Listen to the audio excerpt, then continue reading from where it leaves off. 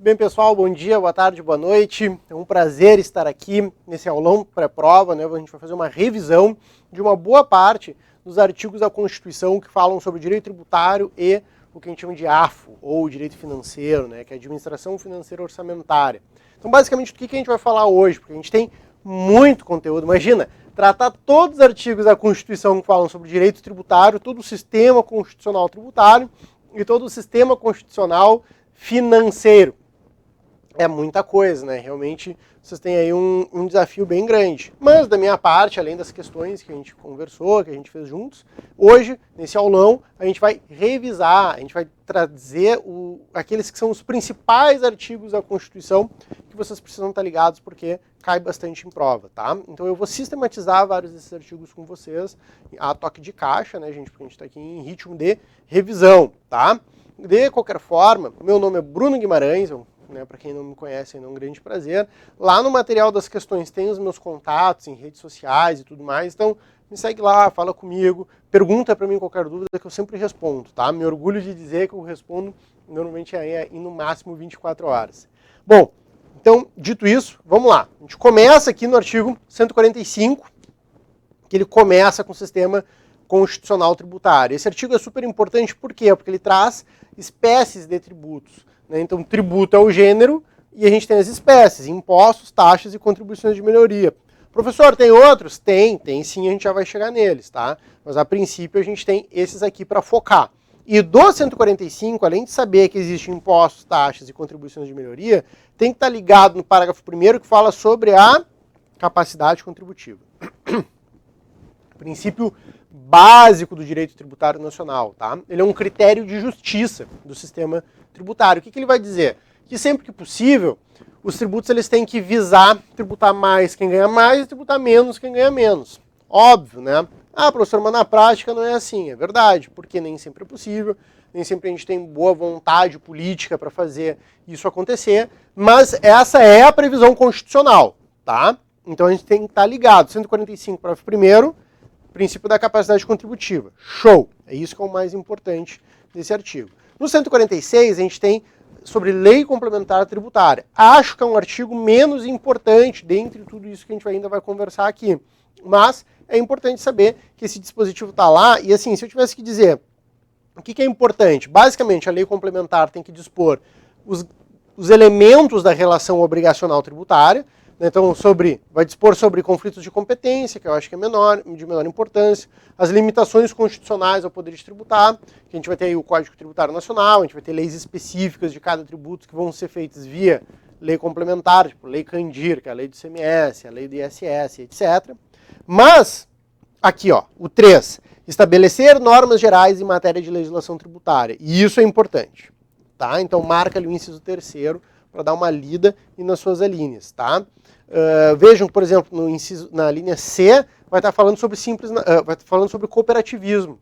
Poxa, super importante, né? Para a gente que é aqui do Sul, só para ter uma ideia, né? Em algumas cooperativas do setor agro, né? A gente vai ter a Santa Clara, a gente vai ter a Languiru, a gente vai ter a Piá, só para dar alguns exemplos, né? A gente tem a Cosuel, de Encantado, a gente tem o Sicredi, a gente tem, poxa, tanta cooperativa importante, né? Tem disposição constitucional a respeito sobre a tributação de cooperativas. E a linha D vai falar sobre o quê? Simples Nacional.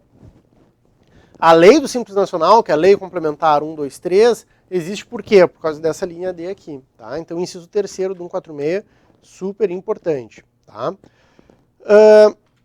146 eu não daria tanta intenção, porque ele vai falar, ele é uma disposição ainda não regulamentada, né? Lei complementar poderá estabelecer critérios especiais de tributação. Essa lei complementar não veio ainda, tá?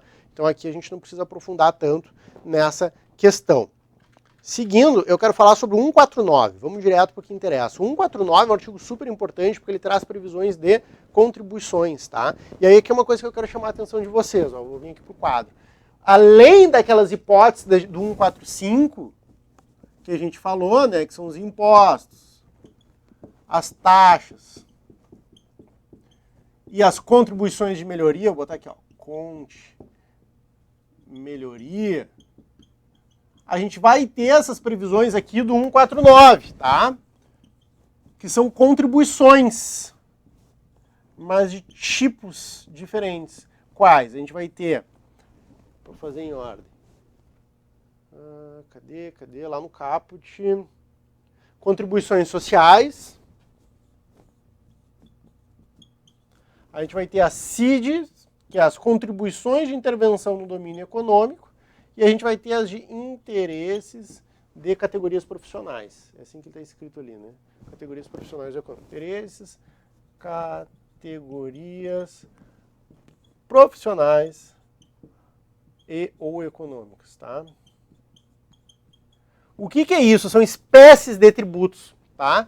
Então, tanto isso aqui de cima, quanto isso aqui que eu estou falando com vocês agora, do 149, a gente está falando de espécies de tributos, tipos de tributos. Então, a gente tem contribuições sociais, contribuições de intervenção no domínio econômico e contribuições de interesse de categorias profissionais e econômicas, tá? O que é cada um desses tipos de contribuições, a gente perderia muito tempo aprofundando. Mas, basicamente, contribuições sociais, aquelas que são cuja arrecadação é direcionada para o custeio da Seguridade Social. CIDs, de intervenção no domínio econômico, são contribuições que têm por propósito algum tipo de regulamentação ou algum tipo de interferência estatal, vamos botar assim. Por exemplo, CID combustíveis, né? Existe uma tributação específica sobre combustíveis. Por quê? Porque o governo federal entendeu que havia uma pertinência, uma base financeira econômica relevante e quis um bocado disso também. Afora que a CID combustíveis é uma contribuição que é dividida com estados e municípios. Então ela também tem um papel de federalismo. Então vejam, de realização do federalismo, né, de custeio dos outros entes federados. Então vejam que as CIDs são bem importantes. E as de intervenção em categorias profissionais e econômicas, com nome autoexplicativo, né, elas podem ter algum tipo de custeio, algum tipo de regulação econômica, visar evitar algum tipo de desequiparação muito grande, né, algum grupo que daqui a pouco seja sendo por qualquer motivo privilegiado, contemplado, ou que daqui a pouco tem uma demanda de serviço público grande, de forma que, então, eles devem ser chamados a contribuir com o custeio dessa demanda. Tá aqui também, tá? Então, o 149 ele é super importante porque ele vai prever isso. Ele vai falar um monte sobre isso. E vejam, se a gente olhar os parágrafos, as redações, vejam como esse 149 ele foi ganhando complementos, né? Olha só, o parágrafo primeiro, por exemplo, tem redação da emenda constitucional 103, o parágrafo 1A também, 1B também, 1C também. Aí o parágrafo segundo já tem emenda constitucional 33. Então veja que ele é um artigo que ele foi sendo aprimorado ao longo do tempo, porque ele traz um assunto super importante, que é contribuições, tá? Então tem que ler o 149 e tem que entender o 149. Super importante, tá? Quero passar direto aqui para as limitações ao poder de tributar. Então vocês vão circular o artigo 150. Tá? O 150 é o artigo mais importante sobre esse assunto. Por quê? Porque ele vai trazer os princípios constitucionais tributários. Inciso 1º, princípio da legalidade. Inciso 2º, princípio da isonomia. Inciso 3º, a gente vai ter os princípios da anterioridade. Né? Ó, não pode cobrar tributos em relação a fatos geradores ocorridos antes da vigência da lei que os houver instituído ou aumentado, anterioridade. Eu só posso ter a cobrança de tributo depois da lei. Não pode vir uma lei agora e querer me cobrar tributo sobre coisas que já aconteceram. Veda, por quê? Porque aí afeta a minha segurança jurídica, né? Poxa, no passado eu pautei minhas condutas conforme a legislação que eu tinha diante de mim. Eu agi tendo uma expectativa de que o ente público respeitaria a minha esfera jurídica. Aí ele vem com uma lei posterior e cobra algo lá atrás. Ora, se eu soubesse, eu não teria feito isso, né? Eu teria tomado outras decisões. Então não pode. A minha segurança jurídica precisa ser resguardada de algum nível, de alguma forma. Então não pode também. A linha B, no mesmo exercício em que haja sido publicada a lei que instituiu ou aumentou, e a C, decorridos 90 dias. Então, a gente vai ter uma anterioridade em relação a fatos geradores já ocorridos, A. B, no sentido de exercício. Então, veio hoje uma lei que criou ou aumentou um tributo. Ela só vale para o ano seguinte. Por quê? Porque eu tenho que ter tempo para poder me adequar a isso. Tributo é expropriação de patrimônio. Está tirando meu dinheiro. É algo sério. Eu preciso me preparar para isso. A Constituição resguarda. E o C, essa questão de 90 dias é por causa do seguinte, no passado a gente teve situações em que esses aumentos de tributos vinham ali no finalzinho de dezembro. Aí virava um mês, pronto, virou o ano e já saía cobrando, né? Só que o que os contribuintes diziam? Poxa, mas se a razão de ser dessa anterioridade anual é justamente me dar tempo para me preparar, não faz sentido nenhum vir uma lei no final do exercício financeiro, ali em dezembro, e eu ter que correr para me adequar a isso em menos de um mês. Então veio o inciso 3º, vejam, que ele foi incluído depois, lá em 2003, né, fruto dessa experiência, no sentido de, não, além de ter que esperar virar o ano, tem que também esperar 90 dias. Então, se for ali no finalzinho de novembro, vai ser só lá para abril. Entenderam? Então, o inciso terceiro fala sobre anterioridade, nos tipos de anterioridade. Quarto, fala sobre confisco. O que é um confisco? O confisco é o tributo, né, uma incidência tributária de tal forma tão grande que ele compromete a própria propriedade do contribuinte. Vamos imaginar um imposto de renda de 90%. Quer dizer, 90% de tudo que eu ganho vai para o fisco. Poxa, mas aí é praticamente tudo, né? Aí, na verdade, nem tem por que eu ganhar renda.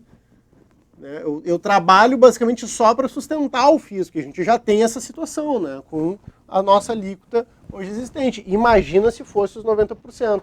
Então, a gente no direito, a gente fala o seguinte, que a gente vai ter os direitos fundamentais, como por exemplo um direito fundamental de propriedade, e não é que esse direito ele não possa sofrer limitações, né? Então a gente vai ter aqui uma incidência tributária que vai comer parte da minha propriedade. Mas não pode eu ter uma incidência tributária que ela corroa o que a gente chama de núcleo duro essencial. Então existe um núcleo mínimo que tem que ser resguardado, tá? Esse núcleo vai ser menor ou maior, né, conforme o direito que nós estivermos tratando, conforme as circunstâncias, etc, etc. Mas a grande questão é, todo direito ele é restringível, né? Nenhum direito ele é absoluto, mas nenhum direito pode ser fulminado de morte por conta de uma incidência tributária. E é isso que o inciso 4º fala, tá?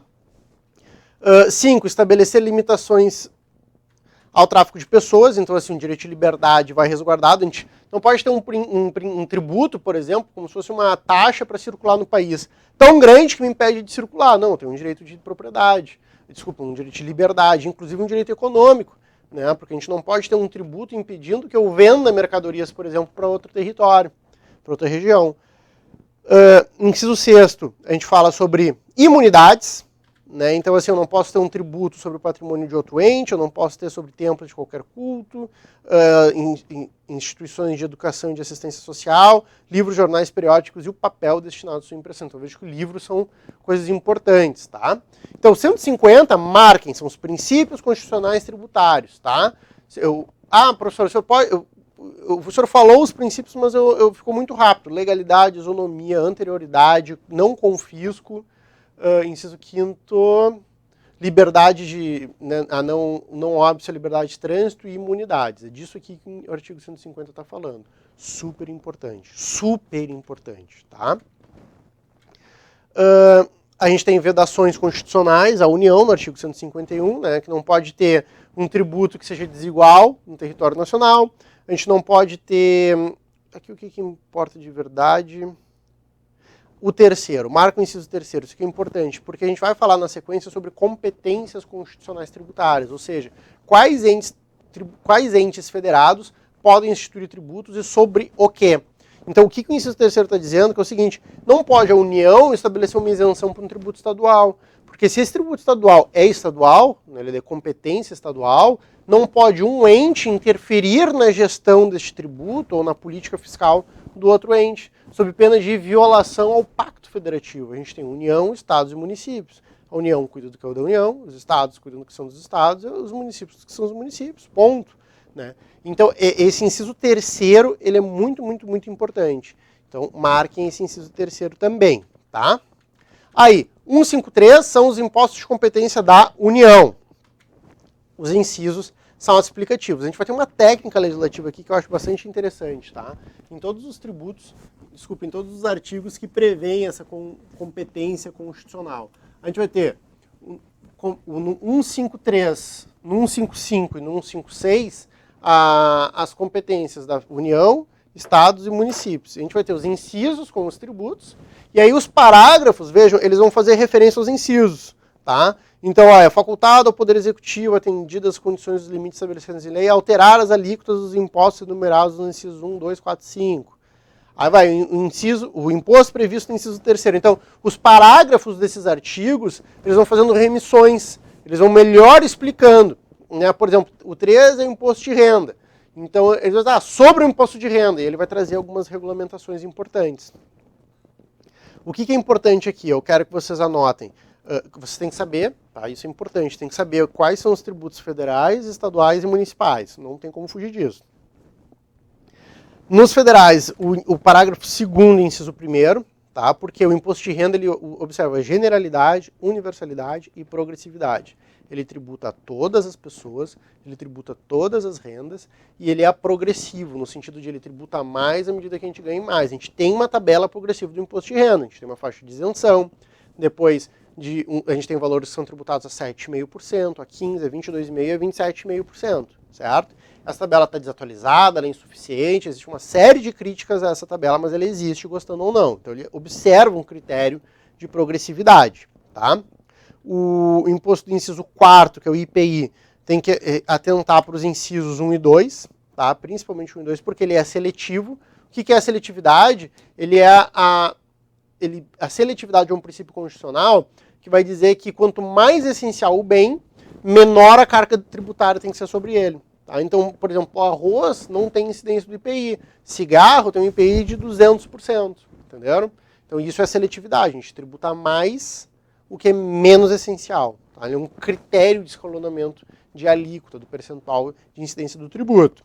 O 2, ele é não cumulativo. Por que é não cumulatividade? Um outro princípio constitucional em que a gente vai ter o que foi cobrado antes gera crédito para o contribuinte. Como assim? Vou dar um exemplo aqui. Ó. O indivíduo A produz ferro. O indivíduo B, aço. O indivíduo C, carros. Tá? E o D somos nós. Vou botar aqui um bonequinho. Aí o que acontece? O cara, quando ele vende o ferro, tem o IPI aqui, tá? Vamos fazer de conta que tem o IPI. E vamos fazer de conta que ele vendeu, sei lá, 10 quilos de ferro por R$100 e o IPI é 10%, tá? 10%. Então, quanto que é o IPI aqui nessa conta? R$10. Então, quanto que ele vai cobrar? Ele vai cobrar R$110. Ele vai cobrar o 100 do ferro mais 10% do IPI, tá? O cara do aço, ele vai pegar esse ferro, ele vai beneficiar. E ele vai vender não mais a 100, ele vai vender a 200. Claro, porque ele agregou valor a esse produto. A gente ainda tem um IPI de 10%, então quanto que ele vai vender? Ele vai vender por 220, certo? Certo. Tá. Esses 10 aqui e esses 20 aqui, como é que funciona? O cara, vou pegar esse aqui como exemplo, ele vai pegar 200 para ele e 20 ele recolhe para o Estado. No caso aqui para a União, com o tributo federal. Tá? Então, ele separa, ele vai pegar os 200 dele para ele, e o IPI ele recolhe para a União, ele emite uma guiazinha no final do mês e paga esse IPI para a União. Só que o que acontece? Está vendo que quando ele comprou esse ferro, ele pagou esses 10 aqui, então, quando ele fizer a apuração dele, ele vai fazer o seguinte, ele tem 20 de débito menos 10 de crédito. Como ele pagou anteriormente, ele tem um crédito. Então, ele não vai ter que recolher para a União os 20. Ele recolhe só a diferença. Essa complicadíssima situação de cálculo se chama não cumulatividade. E ela é importante. Tá? Ela é importante. Sugiro que vocês anotem. Ah, mas eu não entendi, professor. Então, me procura depois que eu explico melhor. Mas, para fins de prova, a não cumulatividade é uma sistemática de cálculo em que eu tomo créditos sobre o que entra, sobre o que eu compro, né, sobre os tributos incidentes que eu paguei sobre o que eu compro, e eu tenho débito sobre as minhas saídas. Tá? Todos os tributos são não cumulativos, professor? Não. Não são todos. A gente vai ter o IPI, a gente vai ter o ICMS, para o que nos interessa aqui. Tá? Tem outros tributos também, a gente vai ter contribuições sociais que são não cumulativas, mas não vem ao caso aqui para a gente agora. Então eu quero que vocês saibam desses aqui. Vou seguir, porque a gente tem bastante coisa para falar ainda. 154, a gente fala sobre as competências residuais da União. Então, o que é isso? Olha só, mediante lei complementar, ela pode instituir previstos não antigos no artigo anterior. Então, se a União quiser, ela pode criar um novo tributo. Ela pode, desde que respeitado o que está previsto no inciso 1º. Tá? E o segundo é o chamado imposto extraordinário, que é o imposto em caso de guerras. Bom, é o caso de guerras, tá? Que a gente chama de ali, impostos extraordinários que estão escritos ali. Tá? E eles vão estar, então, naturalmente vinculados à guerra, né? Eles vão ter uma alíquota proporcional necessária para o custeio, etc. e tal. A gente nunca teve isso aqui.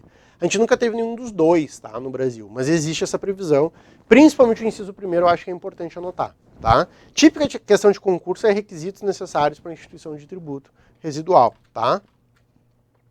Então vejam o que a gente já falou, o 145 é super importante, o 146, o 145 parágrafo 1º, o 146 inciso 3º, o 149, o caput principalmente, né, que fala sobre as espécies de contribuições. A gente viu o 150, tem que saber os princípios, ali não tem muita conversa.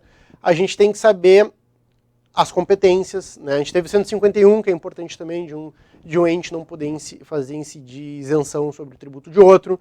O 153, a gente tem que saber que o imposto de renda ele tem os princípios da generalidade, progressividade e universalidade. O IPI, que é um tributo meio chatinho, como vocês puderam ver. E a gente tem que saber a hipótese de incidência residual, do 154, inciso 1º. No 155, a gente tem os tributos estaduais, que é o quê? O imposto sobre doações e herança, que é o ITCMD, isso é uma sigla, tá? O ICMS e o IPVA. Desses, qual que é o mais importante? Com certeza, o ICMS. Leiam o parágrafo 2º, que vai falar sobre o ICMS. Ele é um parágrafo muito grande, tá? Ele é ruim, mas assim, vai dizer que ele é não cumulativo, ele é seletivo também, assim como o IPI, que a gente acabou de falar. Ele vai ter situações de... Eu vou dar uma barbada aqui para vocês. Ó. Inciso 1º tem que ler. O inciso 3º tem que ler.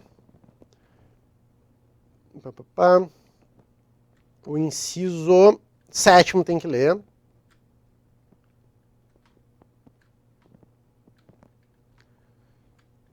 O inciso 12 tem que saber, porque vai ter uma lei complementar, e já anota a lei... Não precisa anotar, não está no edital, esquece. Só tem que saber que existe essa lei complementar. Ela vai ter que fixar isso aqui, tá? E eu diria que é isso, focaria nisso, tá? Assim, né, gente, claro, leiam tudo, tem que saber tudo, etc e tal. Eu só tô trazendo aqui aqueles pontos que eu acho que são os mais importantes, tá? Para quem realmente tá querendo fazer aquela última revisão pré-prova.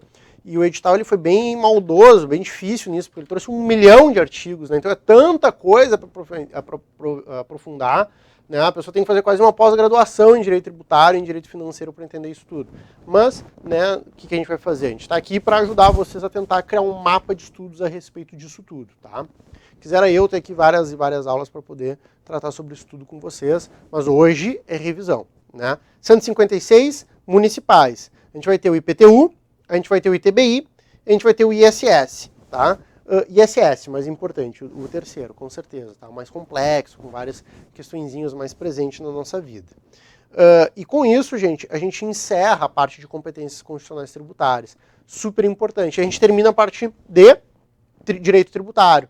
Tá? Então, você tem que saber capacidade contributiva, você tem que saber alguma coisinha de lei complementar, tem que entender dos princípios constitucionais, tem que saber constitucionais tributários, tem que saber as competências, o que é de cada estado, de cada ente, tá? Tem que saber. Por quê? Porque a gente vai falar sobre repartição de receitas, e isso aqui cai bastante. Qual tributo é repartido? Poxa, por exemplo, se cair numa pergunta assim, qual assertiva tem tributos que são repartidos? E aí lá vai ter uma questão assim, IPTU e ISS. Né? Pô, isso aqui vocês já eliminam. Porque são 2 tributos municipais, o município não reparte receita com ninguém, ele recebe receita. Então, percebam que tem que saber, tá? Tem que saber. Mas então, vamos lá, repartição de receitas. O que está escrito aqui? Está escrito o que dividido com o quê? Ó, o produto da arrecadação do imposto da União sobre rendas e proventos de qualquer natureza, imposto de renda, incidentes na fonte sobre rendimentos pagos, ou qualquer títulos por eles, imposto de renda. Na questão do retido na fonte incidente sobre rendimentos pagos, tá? A qualquer título por eles, suas autarquias e pelas fundações que instituem e intervierem. Então aqui a gente está falando basicamente de imposto de renda retido na fonte, nas circunstâncias em que estabelecidos. 2. 20% do produto da arrecadação do imposto que a União institui no exercício de competência que lhe é atribuído pelo artigo 1541. O que é 1541? O residual. Lembra que a gente falou do residual? Então, o imposto residual ele vai ter 20% dele, ele é distribuído. Tá? E aí vai ter ali, ó, isso com estados e distritos federal, né, gente? Só para entender, ó, porque o 157 está falando pertence aos estados e distrito federal. E o 58 vai falar pertence aos municípios, tá? Deixa eu ver. O produto da arrecadação sobre rendas e proveito de qualquer natureza, a mesma coisa do que o aqui. 50% do produto da arrecadação da União com o ITR, ou 100%. Isso aqui é interessante, isso aqui é uma boa questão também de cair, então eu vou aprofundar. O inciso 2º do 158. O que ele está falando ali? O ITR, que é o Imposto Territorial sobre o Território Rural, ele é um imposto federal, tá? Vou botar aqui, ó. ITR, tá lá no, se ele é federal, onde é que ele está? No 53, tá? E ele, 50% dele é repartido com municípios, tá? Com o município em que está localizado a propriedade rural, o terreno rural. Contudo, isso aqui pode virar 100% se o município fizer todo o trabalho sujo, se ele fiscalizar, arrecadar, etc, etc. É o que está escrito aqui, ó. Relativamente cabendo a totalidade na hipótese da opção a que se refere o 153, parágrafo 4º, inciso 3º. Se olhar lá o 153, parágrafo 4º, é o parágrafo que fala sobre ITR. E o terceiro vai falar sobre delegação de responsabilidades da União para os municípios no que diz respeito ao ITR. Tá? Então o ITR ele tem essa peculiaridade, porque ele é 50%, mas ele pode ganhar esse upgrade, ele pode aumentar. Tá? O que é uma especificidade do ITR. Então por isso que eu acho que é uma boa questão de prova, porque é uma exceção, é uma regrinha um pouquinho diferente. Tá?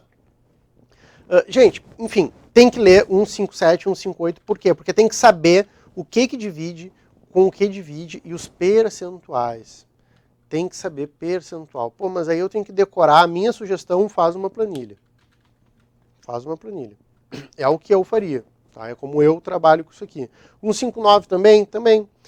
Porque aí está falando o seguinte, daquilo que a União arrecada, o que ela devolve para estados e municípios? Existe um negócio, dois negócios no caso, que é o Fundo de Participação dos Estados e o Fundo de Participação dos Municípios. Cada um desses fundos é alimentado com a repartição de receitas, que é isso que a gente está falando aqui agora, tá? E aí os dois fundões, mas esse aqui é um fundão bom, né? São dois fundos bons, por quê?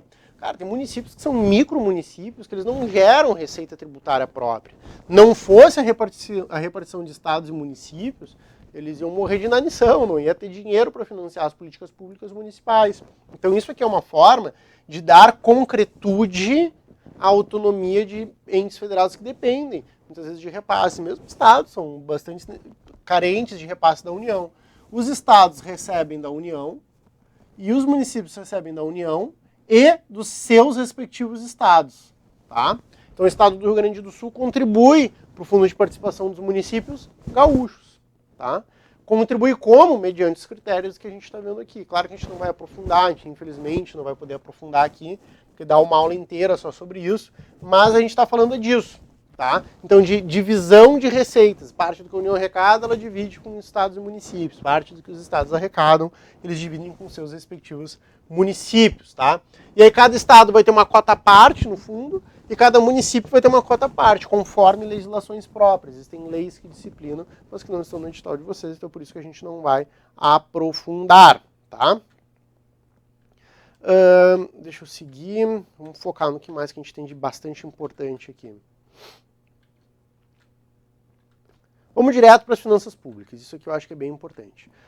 163, gente, e aí já indo para a minha reta final, tá? O que vai dizer 163? Ele vai dizer que vai vir uma lei complementar dispor sobre uma série de coisas de finanças públicas, tá? Na verdade, a gente não tem uma lei, a gente tem duas leis, tá? Que é a 4.320, que é a chamada Lei do Orçamento, e a Lei de Responsabilidade Fiscal. Essas duas leis é que elas vão dispor sobre essas coisas todas que estão escritas aí no 163 e seguintes, tá? O que tem que saber? Tem que saber as leis, tá? Por quê? Porque elas têm previsão constitucional também. Elas têm um regramento bastante específico. Então a gente tem um PPA, Plano Plurianual, que tem vigência de 4 anos, que não coincide com o mandato, né? Então, assim, ele começa a valer no segundo ano do mandato e termina no primeiro ano do mandato subsequente. Então, a gente vai ter aqui 4 anos. A gente vai ter a LDO, que é a Lei de Diretrizes Orçamentárias, que é 1 ano. e a gente vai ter a LOA, a Lei Orçamentária Anual, que também é um ano. Cada um tem um propósito de ser. Eu penso sempre essas leis em círculos concêntricos, tá? Então, assim, a gente vai ter o PPA, que é o maior, o mais genérico. Ele traz previsões genéricas, ele traz políticas de crédito, ele traz os grandes projetos governamentais de forma regionalizada dentro dos seus respectivos territórios, porque pode ser federal, estadual, municipal, né?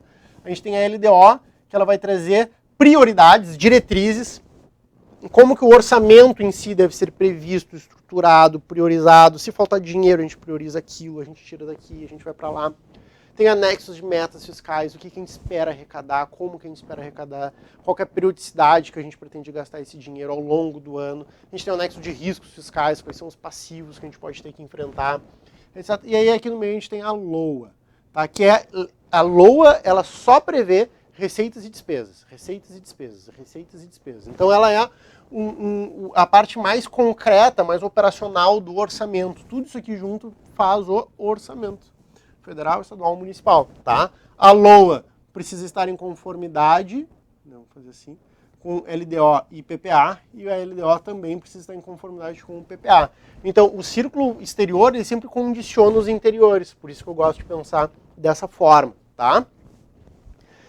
Assim, pode ver, disporá sobre, e vai dispor sobre um monte de coisa. Eu não acho que o 163, a análise específica de cada um dos seus incisos seja tão importante assim, tá? Claro, tem que ler, tem que entender, tem que saber, até porque aqui é que vai determinar os âmbitos de competência, né, da Lei de Responsabilidade Fiscal, da 4.320. Inclusive eu peguei questões e botei questões para vocês que traziam bastante o 163, porque é a prática. Mas assim, aí eu iria direto para ler o 163, entendeu mais ou menos isso? Show, pula para o 165, porque ele vai falar justamente sobre essas leis, tá vendo? E aí ele vai trazer uma série de previsões importantes, tá? Porque vai trazer o que é cada um, né? Então vejam, o parágrafo 1º fala sobre o PPA, o parágrafo 2º vai falar sobre a LDO, vai especificar. E aí o parágrafo 5º vai para LOA. E vejam que a LOA, conforme o inciso do parágrafo 5º, ela é dividida em 3 orçamentos. Então a gente vai ter o orçamento fiscal, a gente vai ter o orçamento da Seguridade, e a gente vai ter o orçamento de investimento, cada qual com um objeto. Aqui, com o orçamento propriamente dito, né, dos órgãos e poderes, a Seguridade autoexplicativo da Seguridade e investimento a respeito de empresas públicas em que o ente tem a maioria de capital.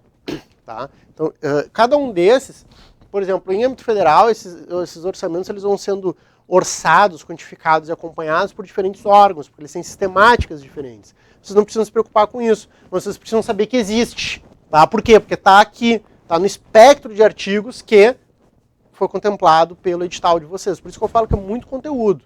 Né? Então, acho que assim, esse aulão ele serve para... então esse artigo diz sobre tal coisa. Poxa, eu vou ler ele, vou entender ele um pouco melhor, fiquei com uma dúvida, vou lá falar com o professor, manda mensagem para o professor responde. E assim a gente vai ajustando isso tudo, tá? O parágrafo 8º, marquem o parágrafo 8º, ele é um negocinho chamado princípio da exclusividade, que ele fala justamente que a LOA, ela não conterá dispositivo estranho diferente de previsão de receitas e despesas, tá? Então ela trata exclusivamente disso, salvo 2 exceções, né, que são autorizações prévias que podem existir na lei para abertura de créditos suplementares. A gente tem créditos adicionais, que é o gênero, e a gente vai ter especiais, suplementares e extraordinários, que são as espécies. A gente está falando aqui de suplementares e contratações de operações de crédito, tá? Então, o parágrafo 8º, o princípio da exclusividade, questão clássica de concurso, tá? Justamente porque ele tem essas exceçõezinhas. Então, é bom cuidar, tem que estar ligado nisso, tá? Vamos ver o que eu sugiro que vocês foquem mais aqui. Parágrafo 14, que é uma espécie de novidade, né? Que a LOA poderá conter previsões de despesas para exercícios seguintes. Né? Então, verdadeiro ou falso? A LOA trata necessariamente sempre apenas sobre o seu exercício. Falso. Falso. Não é verdadeiro, é falso. E aí vamos ficar por aqui. A gente vai passar para o 166. 166, super importante. Esse artigo aqui é super difícil, tá? Então aqui eu acho que vale a pena a gente dar um pequeno tempinho a mais. Por quê? Porque ele fala sobre procedimento legislativo. qual que é a lógica da coisa? O chefe do executivo, vou pegar o federal só para fins de convenção, para facilitar a conversa, tá? O federal, o presidente, ele tem prerrogativa exclusiva, privativa, de encaminhamento das leis orçamentárias, tá? Então toda lei orçamentária, PPA, LDO e LOA, é de competência privativa do presidente, do executivo, do chefe do executivo. Então não tem essa de cada ente, cada órgão envia o seu orçamento para aprovação pelo legislativo. Não. Então ele vai mandar um projeto de lei orçamentária e esse projeto de lei orçamentária ele vai ser deliberado pelo legislativo. Deliberado pelo legislativo. Então, o presidente manda o que ele acha que deve ser o orçamento e o legislativo muda isso, tá? Muda por quê? Porque isso é um processo democrático, né? O país não pertence ao presidente, seja ele quem for. Então, os representantes eleitos do povo, eles deliberam a respeito dessas sugestões, visando ajustes que melhor contemplem as pautas, os motivos, os projetos de governo que esses deputados e senadores foram eleitos para resguardar, tá? Então, por exemplo, vai ter lá um orçamento grande para a saúde, e esse orçamento vai estar muito concentrado em aumento de pessoal, aumento de funcionários federais. Aí um determinado deputado diz assim, não, por que a gente não ajusta isso e faz transferências de valores para determinados estados, que os servidores desses estados eles estão com uma defasagem de remuneração. Ou, em vez de construir um hospital em tal lugar, constrói em outro. Entendem? Então vai ajustando a forma com que o orçamento como um todo vai ser realizado. Isso surge no Congresso por meio do que a gente chama de comissão mista permanente. O que é uma comissão mista? É uma comissão composta tanto por deputados quanto por senadores. E permanente por quê? Porque ela é nunca dissolvida. Ela existe sempre. Então a gente sempre vai ter uma comissão mista permanente orçamentária, uma CMPO, em vigência, ocorrendo. Por quê? Porque essas tramitações orçamentárias elas acontecem ininterruptamente. Tá? E aí o parágrafo primeiro vai falar sobre ela, então tem que ler. O que está escrito basicamente no parágrafo primeiro, que é a CMPO, que recebe a proposta do orçamento e vai deliberar a respeito dela. Vai emitir parecer, vai fazer acompanhamento, etc, etc. Aí a gente vai ter as emendas, as famosas emendas. As emendas serão apresentadas na comissão, que sobre elas emitirá parecer. Tá? E aí o parágrafo terceiro vai falar sobre o que essas emendas podem ou não modificar o orçamento. Então, tem que ser, se eu estou mudando a LOA, ela tem que ser o quê? Compatível com o PPA e com a LDO. Tem que indicar os recursos. Eu quero mudar a LOA, eu acho que a gente tem que investir mais em educação. Tá, mas de onde é que vai sair o dinheiro? Isso é um ditame de responsabilidade fiscal. Eu não posso ter uma dotação orçamentária desacompanhada de fonte de custeio. Dinheiro não dá em árvore. Né? Então, assim, aqui o parágrafo terceiro vai trazer restrições e condições para essas emendas, tá? Cadê? O parágrafo quinto, super importante, né? O presidente ele pode mudar de ideia, ele pode querer modificar a proposta de lei orçamentária que ele mandou, pode, desde que ao ponto não tenha tido sua votação iniciada pelo Congresso, tá? Parágrafo quinto. O parágrafo sexto, só para especificar, a lei complementar a que ele se refere é a lei de responsabilidade fiscal e os artigos da ADCT, tá? Os prazos para envio das leis orçamentárias, eles estão lá na ADCT, nos atos de disposições constitucionais temporários. Deixa eu ver. Aqui, parágrafo 9º, importantíssimo, marquem ele, tá? Porque a gente tem vários tipos de emendas aos projetos de leis orçamentárias. A gente vai ter as individuais.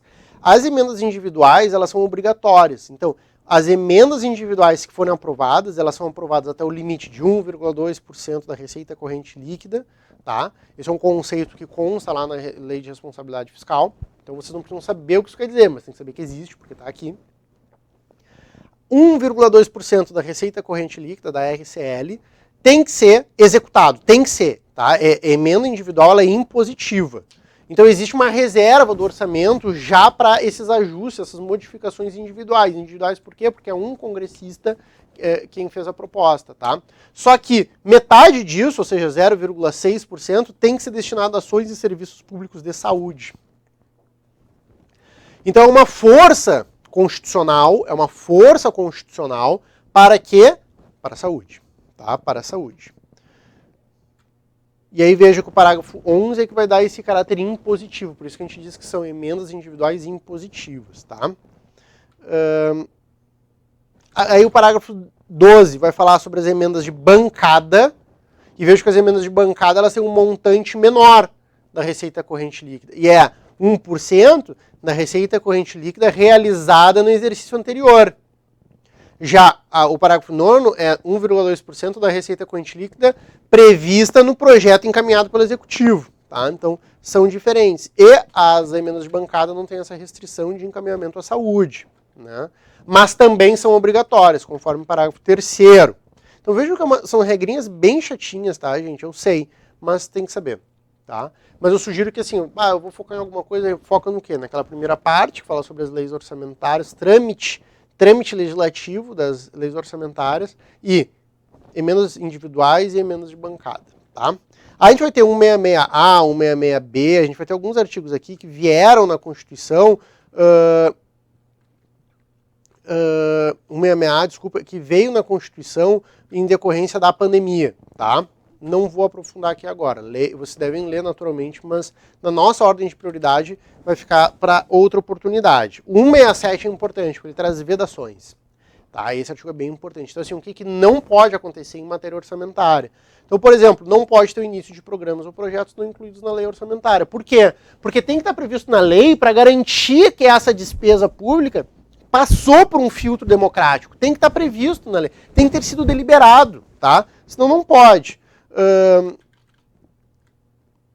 Inciso 3º, marquem, isso aqui é chamado de regra de ouro. Veja como é importante. Regra de ouro, marca o inciso 3º. Não pode ter a realização de operações de crédito que excedam o montante das despesas de capital. Como assim? Se a lei orçamentária prevê uma despesa de capital, um montante de que se pode gastar com despesa de capital, exemplo de despesa de capital, empréstimos, né? Eu vou incorrer no empréstimo, isso vai gerar para mim uma despesa de capital, por exemplo, juros, né? Bom, eu tenho um limite, eu não posso me endividar mais daquilo que consta da lei. Por quê? Porque é uma trava. Historicamente já aconteceu muito isso, de se estourar esse tipo de trava, e aí gera uma dívida gigantesca, impagável, que vai gerando problemas eternos para as finanças públicas do país. Não pode. Então é isso aqui que está dizendo. Claro que isso pode ser alterado. Como? Ora, se o limite for alterado. Se o legislativo deliberou e entendeu, né, num grande acordo ali de representantes do povo, de que aquela despesa de capital precisa ser adequada, aí beleza. Mas, de novo, a gente tem que ter esse crivo democrático, tá? Então, assim, gente, sério, inciso 3º, super importante. O inciso 4º fala sobre não vinculação de receitas de impostos, lembrando, o imposto é uma espécie tributária. Então, a receita tributária oferida por meio de impostos, ela é não vinculada. O governo faz com ela o que ele bem entender. Paga pessoal, faz obra, infraestrutura, compra remédio, sei lá. Ela é uma não vinculada, tá? Eu vou sugerir que a gente foque nesses incisos. É que é tanta coisa, assim, tem que ler 166 e 167 são dois artigos super importantes. Tem que ler eles inteiros. 165, 166 e 167, tá?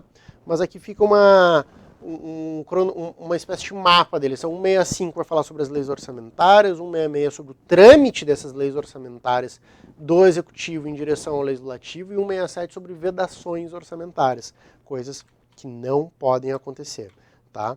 A gente tem 167A, aqui que eu acho que a gente vai ter vários, deixa eu ver.